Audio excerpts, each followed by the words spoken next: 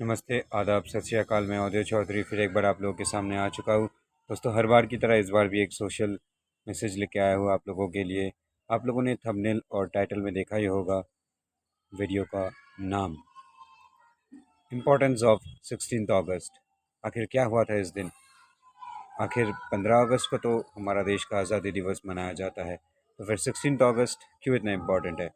चलिए उसके लिए बताते हैं। पहले ही बता देता हूँ, चैनल में अगर नए आए हैं आप लोग तो इसे सब्सक्राइब ज़रूर कीजिए, वीडियो को ज़्यादा से ज़्यादा लाइक कीजिए अगर पसंद आता है, और ऐसे देशभक्ति का जज्बा को आगे बढ़ाने के लिए वीडियो को ज़्यादा से ज़्यादा शेयर करें। तो चलिए दोस्तों, शुरू करते हैं इस वीडियो को भी हर बार की तरह।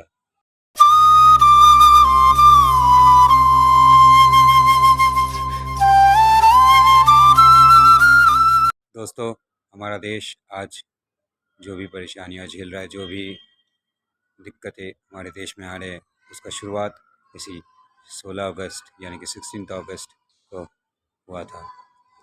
यानी कि टू नेशन थ्योरी यानी कि पाकिस्तान मूवमेंट इसी 16 अगस्त को साकार हुआ था। मोहम्मद अली जिन्ना से पूछा गया था कि आप क्या चाहते हैं, तो उन्होंने जवाब में कहा था, आइदर डिवाइडेड इंडिया और डिस्ट्रॉयड इंडिया। यानी कि हम लड़के लेंगे पाकिस्तान का नारा भी इसी 16 अगस्त को शुरू हुआ था। डायरेक्ट एक्शन डे का मांग मोहम्मद अली जिन्ना ने इसी 16 अगस्त को किया था। और ये लड़ाई, ये जंग, ये राइट्स कहीं और से नहीं बल्कि मेरा अपना शहर कलकत्ता से शुरू हुआ था। 72 घंटे में 10,000 लोग अपने घर छोड़ के भाग गए थे। कलकत्ता जो कि एक मशहूर और एक महान शहर हुआ करता था, एक नगरी हुआ करता था, उस शहर में उसके आसमान में गिद्ध और चील उड़ रहे थे, लाशों के ढेर बिछ गए थे और 4,000 लोग मर चुके थे। तत्कालीन मुख्यमंत्री जो था बंगाल का, उनका नाम था हुसैन सुहरावर्दी। उन्होंने ऑक्टर लोनी मोन्यूमेंट यानी कि आज का शहीद मीनार के सामने से नारा लगाया था हिंदुओं के खिलाफ। उनके साथ थे ख्वाजा नजीमुद्दीन। हिंदुओं के खिलाफ नारा लगाया था और मुस्लिम लीग ने टू नेशन थ्योरी को सपोर्ट करते हुए हिंदुओं के खिलाफ लड़ाई शुरू कर दी थी और कलकत्ता को इस पाकिस्तान का हिस्सा बनाने का कोशिश किया था। आखिर क्यों? सिर्फ यही नहीं, सिर्फ हिंदुओं के खिलाफ नहीं, जो मुसलमान टू नेशन थ्योरी यानी कि पाकिस्तान मूवमेंट के अगेंस्ट में थे, जो अखंड भारत के पक्ष में थे, उनका भी घर जलाए गए थे, उन्हें भी मार दिया गया था। ऐसे घटना कलकत्ता में हुआ था और ये घटना का शुरुआत सिर्फ कलकत्ता से ही हुआ था और फिर धीरे धीरे ये बंगाल से निकलकर पंजाब, यूनाइटेड प्रोविंसेस यानी कि आज का उत्तर प्रदेश और बिहार तक फैल गया था। बाद में सिर्फ बंगाल का ही नहीं, पंजाब का भी बंटवारा हुआ था। इसी वजह से उसके बाद यूनाइटेड प्रोविंसेस यानी कि उत्तर प्रदेश का गढ़ मुक्तेश्वर में भी दंगे हुए थे। बिहार में पटना, मुंगेर, सरन, छपरा और भागलपुर में बहुत बड़े दंगे हुए। इस पाकिस्तान यानी कि आज के बांग्लादेश में नोआखाली में भी हुए थे दंगे। महात्मा गांधी मौन थे, उन्होंने इसकी विरोध नहीं किया, वो सिर्फ आंसू बहा रहे थे। पर जवाहरलाल नेहरू ने तो कुछ किया ही नहीं था। बाद में 1 साल बाद वही प्राइम मिनिस्टर बने थे देश का, तब भी वो चुप ही थे। अब आते हैं क्या हुआ था उस दिन 1946 साल के 16 अगस्त को। ख्वाजा नजीमुद्दीन और हुसैन सुहरावर्दी जो बंगाल के मुख्यमंत्री थे, शहीद मीनार के सामने उन्होंने नारा लगाया था पाकिस्तान बनाने का। और कलकत्ता में 30 से 40 हज़ार की संख्या में भारी मुसलमान गुंडों को लाया गया था, जो आज भी कलकत्ता में है, शायद उनके कोई वंशज। उन्होंने कलकत्ता को तहस नहस कर दिया।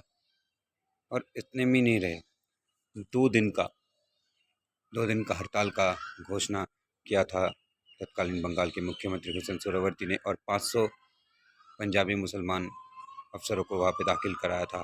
बंगाल के गवर्नर फ्रेडरिक बरोस को उन्होंने कहा था कि ये हमारी लड़ाई है, इसमें आप दखल अंदाजी मत कीजिए। धीरे धीरे देखते देखते कलकत्ता एक शमशान में बदल गया। और फिर सिर्फ मुसलमानों ने ही नहीं, तब के हिंदुओं ने भी शुरू कर दी थी दंगे। जो लड़ाई अंग्रेज़ों के खिलाफ होनी चाहिए थी, अंग्रेज़ों के खिलाफ चल रही थी, वो लड़ाई अब बन गई दो भाइयों के बीच, हिंदू मुसलमान के बीच।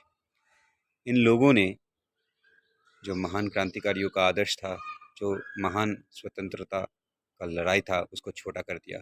HSRA में जो हमारे वीर भगत सिंह, बटुकेश्वर दत्त, राम प्रसाद बिस्मिल, अशफाक उल्ला खान, चंद्रशेखर आज़ाद, रोशन सिंह, इन्होंने अपने धर्म जाति छोड़ के जो आज़ादी का लड़ाई किया था उसे छोटा कर दिया इन्होंने। आईएनए में जहाँ पे गुरबख्श सिंह ढिल्लोन, सुभाष चंद्र बोस, हबीबुर रहमान, एजी लोगनाथन, शाहनवाज खान जैसे लोग थे जिन्होंने धर्म जाति से निकलकर देश को आज़ाद कराने का संकल्प लिया था, उनका लड़ाई को भी उन्होंने छोटा कर दिया। इन्होंने देखते देखते देश को डिवाइड कर दिया, यानी कि बंटवारा हो गया और ऐसे ही पैदा हुआ दो देश, ईस्ट पाकिस्तान, वेस्ट पाकिस्तान। जो पाकिस्तान का हिस्सा था बाद में आपस में लड़ाई करते रहे और आज भी हम भुगत रहे हैं। कश्मीर समस्या, गिलगिट समस्या, बांग्लादेश का समस्या और भी काफ़ी सारे समस्याएं जो इस उपमहादेश को कूट कूट के मार। दोस्तों, जो लोग उस दिन ये सपना देख रहे थे रात को कि 1 साल के अंदर अंदर हमें आज़ादी मिलेगी, हम आज़ाद देश देखेंगे, उनका सपना तो सपना ही रह गया, वो खुद मर गए। उनका सपना तो सच हुआ लेकिन वो देख नहीं पाए, हम देख रहे हैं। तो आइए दोस्तों, 75वां सालगिरह मना रहे हैं हम, आज़ादी का महोत्सव मना रहे हैं हम, आज़ादी का अमृत महोत्सव इस साल 15 अगस्त को। लेकिन उसके अगले दिन 16 अगस्त को ऐसा मर्मांतिक कांड हुआ था हमारे देश में। तो चलिए उन शहीदों को भी हम शरण कर लेते हैं, उनको भी हम याद कर लेते हैं कुछ देर के लिए, जिनके लाशों के ढेर लगाने के 1 साल बाद हमें आज़ादी मिली थी, उन्हें भी शरण कर लेते हैं।